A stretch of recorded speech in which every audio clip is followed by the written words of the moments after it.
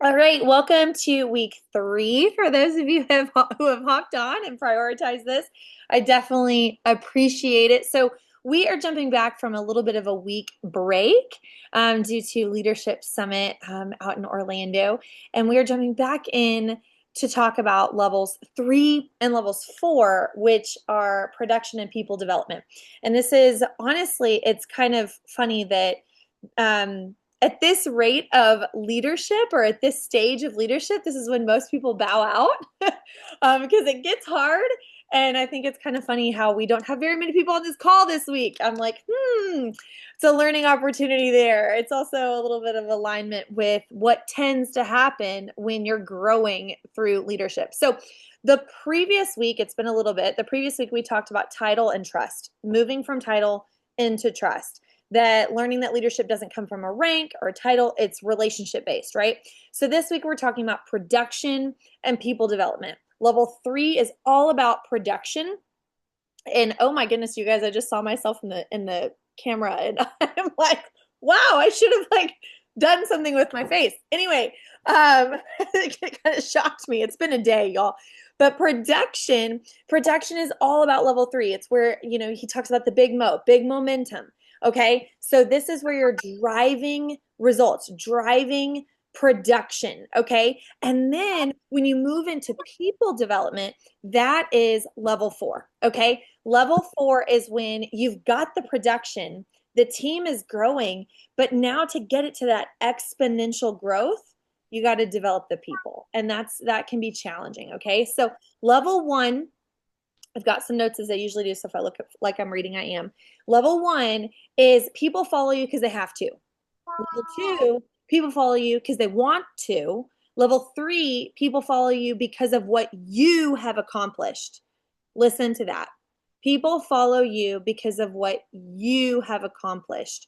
So this is telling to me on leader 3 or level 3, excuse me, getting into production, moving from a 2 to a 3 is proving to your audience, your followers, your team, your organization that you move the needle too. You're not asking your team to do something you're not willing to do.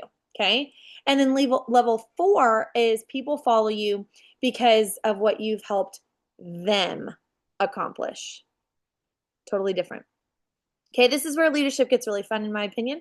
This is where you scale your business. This is where culture solidifies. This is where you get that growth on a team. If you start seeing teams really pop in growth, it's one of 2 reasons: accidental growth, which happens in momentum. We've talked about that several times throughout this book study. Or more than likely, it is because that team has really got a leader or a band of leaders that understand people development. Okay, so we're going to start with level 3, which is production. This is probably the most important level to achieve if you're wanting to hit the top ranks of a company, and that would be the top 3 ranks of a company, in my opinion. Over 12 years, I've seen not many level 2 leaders be able to hold and maintain like the top 3 ranks of a company. So here it would be vice president, senior vice president, and EVP. Okay, that's not to shame anybody on this call. It's just, hey, this is where we're going, right? This is where I'm taking you.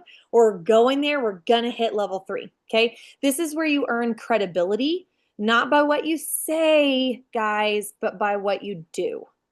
So if you have a team right now, okay, and you're trying to get them to move and you feel like you're dragging some dead horses, or you're dragging people to get them to move, this is where I would stop and go, okay, the reason why I'm having to drag people to get them to move is they don't see me as a level 3 leader. Okay. And the way that you get them to see you as a level 3 leader is by what? What you do. So there's an 80%, 20% rule that John Maxwell talks about, excuse me, all the time. And he talks, you can apply it in many different ways, but we're going to apply it for this call tonight.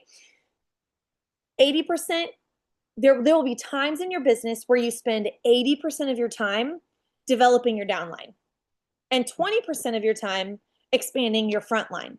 So your personal business, your enrollments, your customers, your brand partners, okay? There are going to be times in your business that it flip-flops, and 80% of your time should be and will be spent on your personal recruitment, and 20% will be spent, excuse me, on your downline. So when you get started in this business, 80% of your time is personal, okay? 20% is with your business. Then as you're getting things going, you're teaching your team, it might shift and it might go to 80% developing your downline.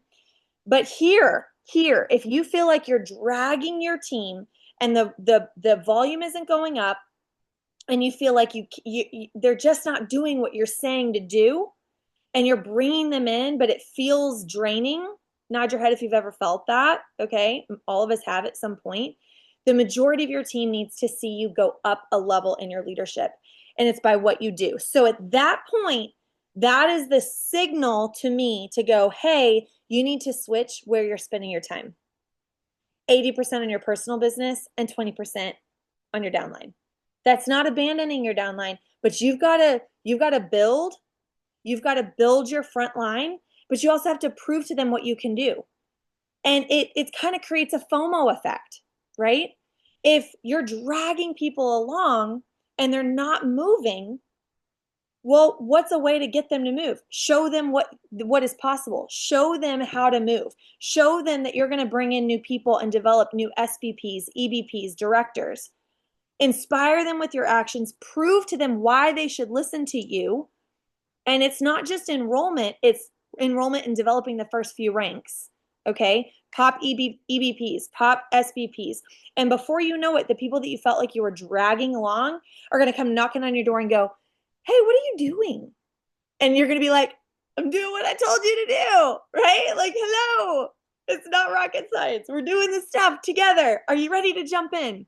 Okay, so production, moving to a level 3 is about your production and developing those first few ranks, okay? People begin to follow you at this because they see your results and then they start wanting them, okay? You're not just talking about goals, you're actually hitting the goals. You're not just asking your team to take action, they see you taking it first. That is key, you guys. And here's the deal.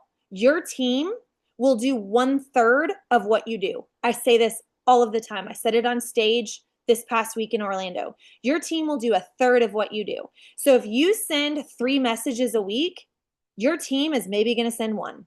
Maybe. If you send 10 messages a week and they know it and you're like, hey guys, I just sent 10, they're going to maybe send 3. Okay? So this is where some of the responsibility of you as the leader, it does weigh a little bit. But it's up to you on how fast you want to go and how fast you want your team to go. Okay, that's the beauty of it. Me, I want to go fast. I want to go a little faster. It's going to take the same amount of work. Let's just compress it in amount of time, right? I'm willing to do that. Now, there's going to be seasons of intentional imbalance, right? Heavy on business, heavy on life. That's normal. Also spoke about that on stage too. But your team needs to see you taking action. Bold action, y'all. Bold action. The reason why you see me being bold and leading with confidence and having that excitement is I know whatever I give y'all, you're going to take 1/3 of it and run with it. So think about that when you're trying to move from level 2 to level 3. Okay, so in Bravenly, what does that look like? You're enrolling new customers, you're popping new SVPs, EVPs, you're showing up visibly, you're in chats, you're doing the lives, you're in your stories, you're posting regularly, you're doing the stuff, okay? You're maybe in a chat, you're using our Brave Collective checklist and you're showing it every day, done, done, done, done, right? The repetition. You're hitting personal volume goals. Okay, and you're helping others hit theirs. You're not only going to hit Club 400 in the first week, but boom, you're helping somebody else. I love Kim McCloskey. I think you're on this call. Let me see. I'm kind of looking. Yes, you are. There you are. I love what she said in a chat recently. She was like, hey, I love this. I'm finding my groove, but one of my girls, she's feeling inspired and she's 600 away from director. That right there, and verbalizing that not only to herself, but in front of other teammates and sidelines, that is proving her leadership. That is helping raise her lid. Little things like that, right? But she's proving it because she's doing it, but also she's developing it, okay? Okay? When you're producing, your team doesn't need convincing. That's a huge one. Write it down. When you are producing, your team doesn't need convincing. They're inspired by what they see. Amy Spence called me out today. She was like, Tara, there was a month in August where you were posting like 4 times a day and it would like inspired me and blah, blah, blah, blah, blah. And, she was inspired by what she saw. Truth is, production builds belief. And then belief drives duplication, you guys. You cannot expect duplication without your own personal production first. Period. You gotta show them what they can do. Okay? If your team is not moving, it might not be because that they are done or that they don't care. It might, and I would argue more than likely, be that they just don't see or can't see your movement. This is why I tell my leaders, y'all, you need to be telling your team what you're doing. Okay? Sometimes production and like the actual sales and volume come a little later, but this isn't about gloating and going, look at me, I sent 50 messages, look at me, I just made a post, look at me, I've got 2 leads that are open. No, show your team what you're doing. Tell your team what you're doing so that it's visible. It's one of 2 things. You're either not doing it or you're doing it behind the scenes and your team doesn't see it. Make sure your team sees what you're doing. Okay, that's not gloating. It's proving to them what's possible. Does that make sense, everybody? Nod your head if that makes sense. Okay. All right, so I want you to ask yourself and write this down. How visible am I? How visible is my work? And then from that, how consistent is my example to my team? I'll be honest with you guys. There was a recent month where I was so swamped behind the scenes, like incredibly swamped behind the scenes, that my visibility fell in front of the team. And I started getting messages, where are you? And I was like, oh my gosh, what do you mean, where am I? I'm like in 1,000 conversations. Like, what? Oh my gosh. But sometimes it's really important. And I'll be honest, there are times where I'm so busy and I've got 5 kids and I'm homeschooling and I'm doing this and that like, I'm like, oh gosh, I've got to make sure that I'm visible, that what I'm doing is visible. Okay. When your team sees you in motion, it gives them permission to move too. That's level 3. And then from there, the second component from level 3, and Aspen says it all of the time, is who do you know? Use the networks of other people. And I want to take a really quick moment to talk about something that I'm actually going to be doing with my directs in the next probably in the next week or so, is Todd Smith at the EVP. Amy, I know you were wanting to hear this training. Amy Spence, because she had to fly out a little early, and unfortunately missed Todd. He talked about bringing fire up from the basement and using the A through J method. Okay, so write this down, A through J method. And it makes so much stinking sense. And I'm like, why didn't I just think of this? Okay, but it makes so much sense. So basically, he said, technically, at Bravenly, you only need 3 legs, right? We all know that, right? We know that you need 3 legs to eventually hit the top of the company. Now, if you want to build 5, you can build 5. If you want to build 10, that's a lot to manage, so forth. But you need 3. So we're going to go with the example of 3. And he said he learned this, the A through J method. He learned this years before, and it changed his business. But it's what Aspen always says. And this is part of production. This is driving production down. This is level 3. Okay. What you do is you imagine the alphabet, A, B, C, D, E, F, G, all the way to J. Okay. The theory is if you can have every single one of your legs have an A, B, C, all the way to J depth of brand partners, you're solid. You're solid. And then if you can duplicate this method, you will fly, exponential growth. So how do you do that? What does that look like? And this is production, moving production down through your organization. Basically, and I'm going to be doing this with my level 1s next week. You challenge them and you say, hey, and this is your A, this is your front line.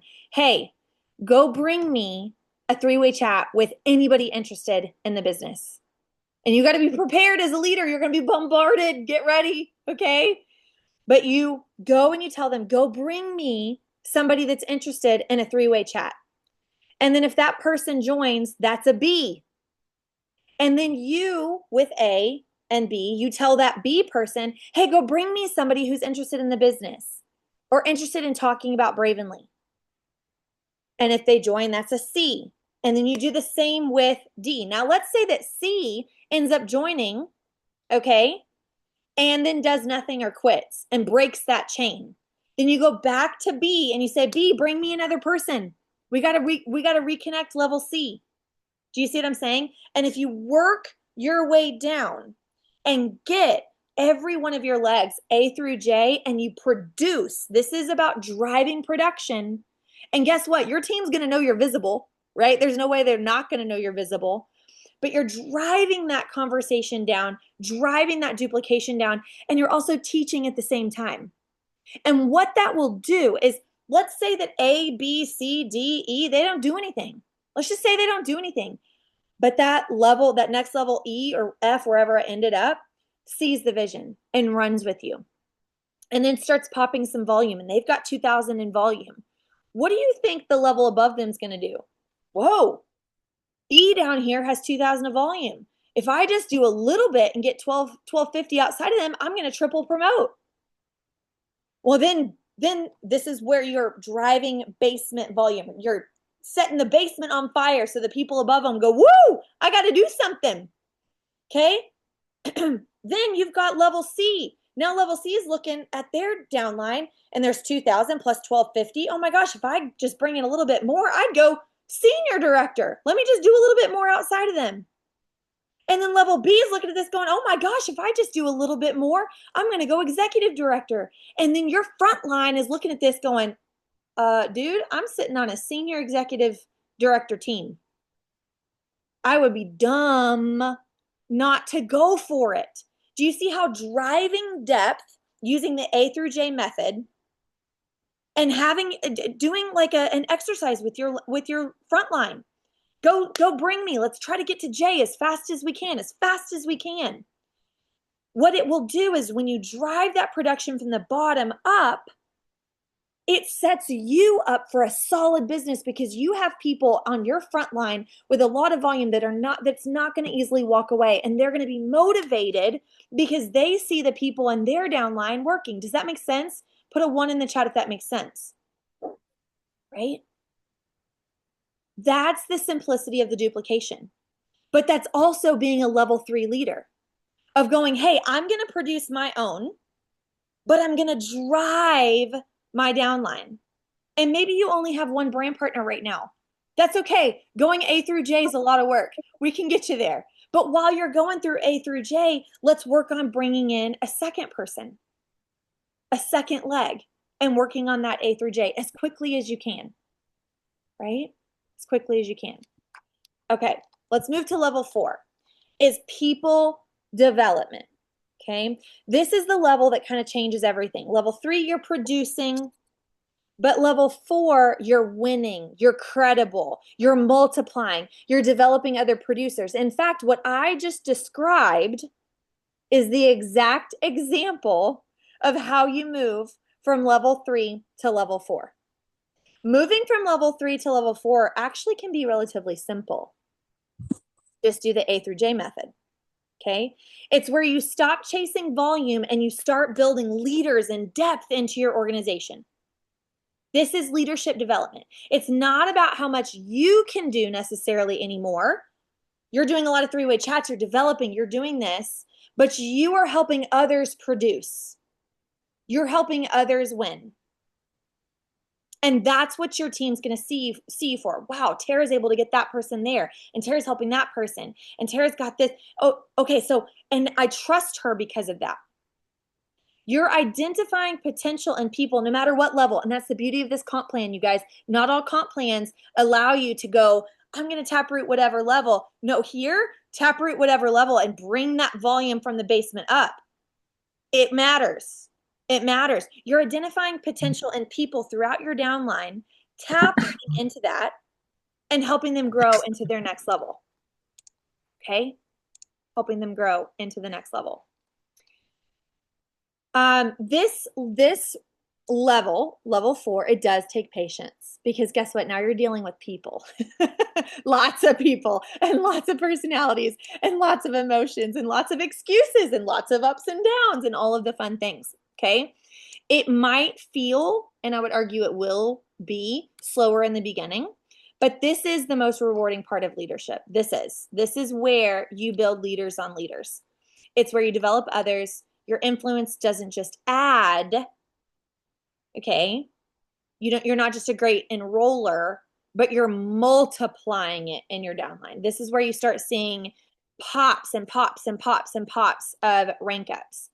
I can see Amy Spence in the corner of my Zoom, and right now her team is having the most rank ups that I've ever seen her team have. And that's this multiplication effect that I'm talking about. It's popping, okay? You move from being a solo achiever, top enroller, top person, you move from that solo production into being the kind of leader that creates other top enrollers and top achievers. That's what we all want, right? I want people in my downline to be better than me. That's my goal, right? I don't want to be the star of the show. Same for you guys. This is level 4 leadership. This is where legacy is created, okay? So I want you to reflect for a second, and I want you to think about your team right now, okay? We've got all types. I can see faces now. We've got all types of different teams on this call, okay? And I want you to ask a couple questions. You can write them down. But who follows you on your team because of your production? Because they trust you to perform in this space. I want you to ask you that. And I want you to ask yourself, who follows you because you've invested in them? You care about them. You help them rise.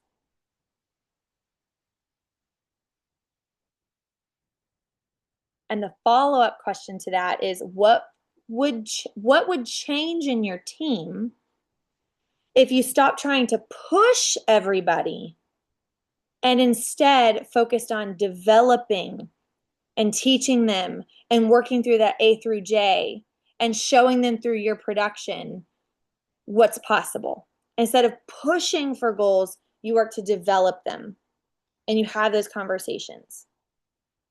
Okay? That's the shift from level 3 to level 4. Okay? A good leader adds followers, but a great one multiplies leaders. So who are your 1 or 2 people, I want you to think about that right now, that you could multiply through this season? And a simple response to this would be to take a look at your front line. Your front line. Who's your front line? Okay. Some of you have so many front lines that it's challenging to hit every and all needs. In fact, I found myself being a little overwhelmed with that the past 60 days, and I'm going to be doing some things different with my directs. You're going to see me a little bit differently. I'm going to connect with you a little bit better. I'm not able to connect with you as easy right now. So we're going to connect a little bit better. We're going to be working through this A through J. So sometimes as leaders, we have to go, okay, wait, where am I? Things have shifted. I either have less directs and now I have more time with them, or maybe I have more, and you've got to figure out a way to really multiply through your people. It's also going to show you who's hungry. Brittany Beck was on stage this past week and she talked about a really interesting topic, and I'm going to butcher it because I didn't write it down, but she talks about who needs your time, who deserves your time, and who wants your time. Very different. Who needs your time are the people that are brand new, who in their first 30 days, you should be with them, helping launch parties, right? Connecting them to resources. They need your time. Who wants your time are the people that sometimes kind of whine and complain, and then they don't really do anything. And they're kind of like, but I want you, right? And then who deserves your time? Maybe they're quiet, but man, they're hungry. They're showing up. They're on calls like this. They're doing the work. Spend your time wisely. Multiply through that. Go through your downline and make some mental notes. Who needs my time right now? Who deserves my time, and who says they want it but doesn't really show that they want it, right? No shame or shade to those folks. We all have seasons, but your time is precious, and I tell that to every single person on my team. My time is, and your time is, right? So when you identify some of these people who need and deserve your time, those that are hungry, those who you can multiply, I want you to isolate one or two people. Let's start small.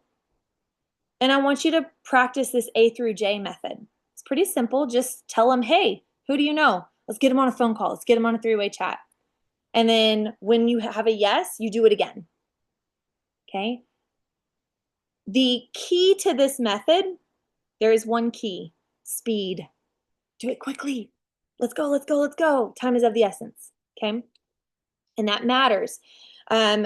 There was a politician who has background in network marketing who spoke on stage not only at A&P earlier this summer, but was invited to our leadership summit. And his name is Ryan Chamberlain, and he's out in Florida. And he's actually passing laws to protect our industry, which is really amazing. That's like the first politician out there who gets what we do and who loves it and is protecting us. And we're like, yeah, go Ryan. But he has history. He built. And one thing that I took away from that call, from his stage segment, was a lot of people are doing the right things. They're just not doing them fast enough. Think about that. There's a compound effect to speed. The faster you do it, it's the same thing you're already probably doing, but the faster that you do it, the quicker you see results, and then it compounds. It exponentially multiplies. So the A through J method is no different. Have some speed to that. Make it fun. Make it a race, right? How fast can we get to level C, level J, whatever it is? Okay. All right. So as a recap, level 3 here at Bravenly, we're going to apply it. Level 3 looks like consistent enrollments. Okay, that's a level 3 leader. Consistent personal enrollments, personal accountability, and being the example for your team, and driving that production. Okay. Level 4 is the duplication piece. Coaching your people. Launching your people. Celebrating and shouting out your team. When we look at what's happening right now, okay, and don't forget, we've got the Fall Forward contest. Who's still pushing for that? The 10 levels. Yes, right? We had Revive, we had the Kids Line, we had Summit, all the fun things. We had that big sale on our team. And the month isn't over, you guys. Like, hello, it's still going. This is the perfect environment to grow through level 2 and level 3, and maybe even start into tapping into level 4 as you work through that A through J. Okay? Don't just challenge your team. Champion your team. That's a difference, you guys. Champion your team. Level 3 gets you recognized, but level 4 builds you residuals. What do you want? Recognition or residuals? I would argue most would want residuals. Recognition's always a little nice, but residuals are better in my opinion. Okay? So your challenge, as we wrap up really quickly, your challenge for this week is I want you to track your personal production. So every day, y'all know how we do: 5-5-3, 5 new reach outs, 5 new conversations, 3 follow-ups. That's bare minimum. Okay, that's bare minimum. And that really isn't the speed that it may require. Sometimes it's 10-10-6, okay? Maybe even if it's more, if you've got bigger goals. And I want you to share it in the book study chat. Let's revive that chat. Can y'all help me with that? I can't do it alone. Can y'all help me with that? Start sharing your personal production, new orders, right? And say, I'm working on my level 3. I'm working on my personal production. Let's normalize some activity. The second thing I want you guys to do this week is I want you to identify your two top one or two leaders, because I know some may not have two, but if you have more than two brand partners, identify your two top leaders, brand partners, that you can multiply through, that we're going to do the A through J through, that who need and deserve your time. Text them tonight. Set up a call tomorrow. Don't wait. Tell them you believe in them. Tell them that, hey, I just got off this call I'm really excited about. Let's do it. Okay? Help them rise up. And the third thing that I want you guys to do is I want you to invest intentionally. Invest intentionally. Schedule time in your calendar, 15 minutes here and there, development calls with those two people. Okay? This isn't extra, this is essential. Okay? Connecting, which is level 2. You can't forget about level 2, relationship. Connecting with those people that you're working with the A through J. Okay? Leadership is not about how much you can do. Hear me. It's about how much you can help others become something greater. That's leadership. Okay? If every single one of us develop just 2 people over the next 90 days, our entire team structure, your entire team structure, your income would be significantly different by conference, which is in February. Significantly. Sometimes you don't realize just how significant. I'm talking significantly different if this is your focus. So this week, I want you to go produce, that's level 3, and then go multiply, that's level 4. Your leadership is the lid. This is how we're raising it, right? Level 1, title. Then we're moving to trust, relationships. Now we got to move into production, and now we got to drive down. See how it's simplified? Title, trust, production, development. It's simple to move through this. Don't overcomplicate it. Just go do the things. Okay, that's how we're going to raise it. All right, you guys. I love you guys. Do you guys have any? I kind of went over because I went into some things in the leadership summit, but I want to respect time. But did anybody want to share anything? I'll open the chat for anybody who wants to share anything, any aha moments for the next 5 minutes or so. I'll share one. Okay.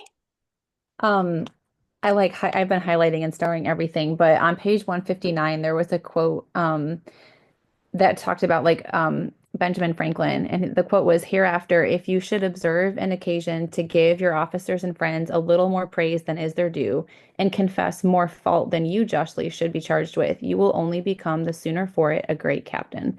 Criticizing and censuring almost everyone you have to do with will diminish friends, increase enemies, and thereby hurt your affairs." And it really hit me because I'm the daughter of a long line of perfectionists. And we're all Enneagram 1s. And it's very easy for us. My self-critic is, I don't have one, I've got a whole committee up there. And so it's easy for me to see what I'm doing wrong. And then unfortunately, it's very easy for me to see what everyone else isn't doing or what they could be doing or what I think they should be doing and completely forget to praise, well, oh, Brianna, so you get it. It's a struggle to start complimenting. And so yesterday I practiced at Buc-ee's with this old lady that was serving this long line of people. And I was like, "Susie, you are doing a great job. Thank you." And she was like, "Oh my goodness, thank you."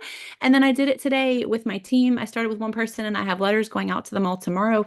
But just focusing on that, and like that's the shift is how can I'd rather overly praise someone. Like he said a couple pages later that, yeah, he said on the next page, he was like, it is a weakness of mine believing the best in people because sometimes you do get taken advantage. Sometimes there's a risk to that. He's like, but I'd rather live as a positive person and occasionally get burned than to be constantly skeptical and negative. And I'm like, yes, like you don't want to just assume like they're not doing anything and this is why. Like if you lead with the grace and compassion, yes, you need the productivity, but people are going to feel appreciated and loved and they're going to want to do more than if you're just like, well, I see you didn't do that. 100%, 100%. And that's a perfect example, Kim, of how these levels aren't independent from one another, right? Because what you're describing, you have to have a solid level 2 leadership, which is that trust, that relationship. And without that, you can never get to level 3 productivity, right? You can't jump ahead in your levels. but I could not agree more that you can't overpraise somebody. Criticize them to death, yes, but you can't overpraise somebody to death, right? Okay. But I love that. Anybody else have any aha moments or things that they want to share or thought about when they were reading level three and So level I'll kind of like okay. piggyback somewhat off of what she said. On 192, it talks about the guy who was a math teacher, and he asked the kid, let me find it here. I asked him one day why he thought he was doing so much better than last year. He gave meaning to my whole new orientation. It's because I like myself now when I'm with you.